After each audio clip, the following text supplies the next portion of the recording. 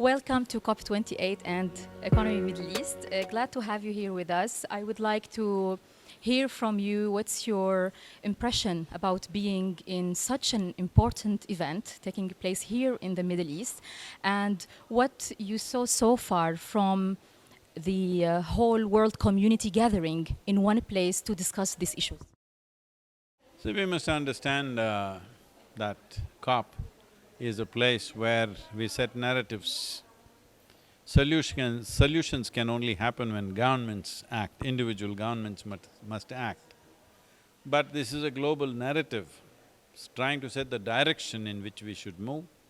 In that sense, I think COP28 is very significant because instead of just talking about endless amount of talk about carbon dioxide in the air, we are for the first time talking about agriculture, soil, farmer life, food security, and peace and health and whatever which matters to human life on the planet.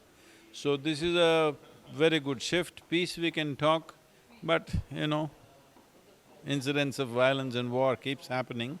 But the important thing is 40% of climate mitigation can be done just by addressing agriculture and the soil quality or soil regeneration. Fortunately, we have taken that important turn in this COP28, which we've been striving for 30 years plus. I've been working on this here.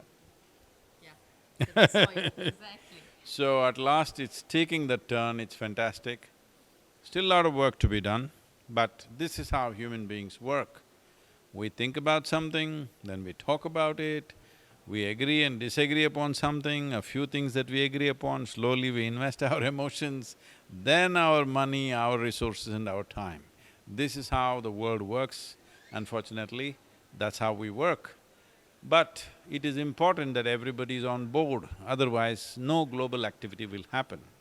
So my only concern is whether these things will happen or not is not the question anymore. Definitely, all the climate mitigation action will happen. The only big question is, will we do it on time? Or will we wait for a disaster to propel us?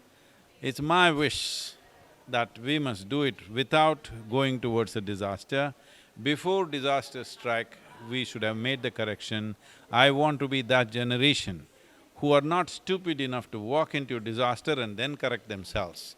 We correct ourselves and mitigate the disaster. That's my wish. Hope we get there. Well, to avoid this disaster that you are just speaking about, we are here at the COP28 where world leaders, community, scientists and bigger community involved. What is your personal advice to individuals, to every individual on this earth to participate to avoid disaster? Individual people can do many little things, but right now we reached a point, particularly with soil degeneration, we've reached a point where unless there are strong government policies, considering the fragility of farmer economy, an incentive-based policy, if it doesn't come, we can't fix this. We are talking about 5 billion hectares of agricultural land. We are not talking about individual's kitchen garden. So, government policies are needed, and in any government, particularly democratically elected governments, unless people express a clear desire that this is what we want, governments will not do it, because governments are not elected to do fantastic things. Governments are elected to fulfill people's mandate. People have to give that mandate. That is the effort we've been making with Save Soil, to move billions of people so that once people say we want it, governments will have no choice, they have to do it. Thank you so much Thank for your you. time. Thank you.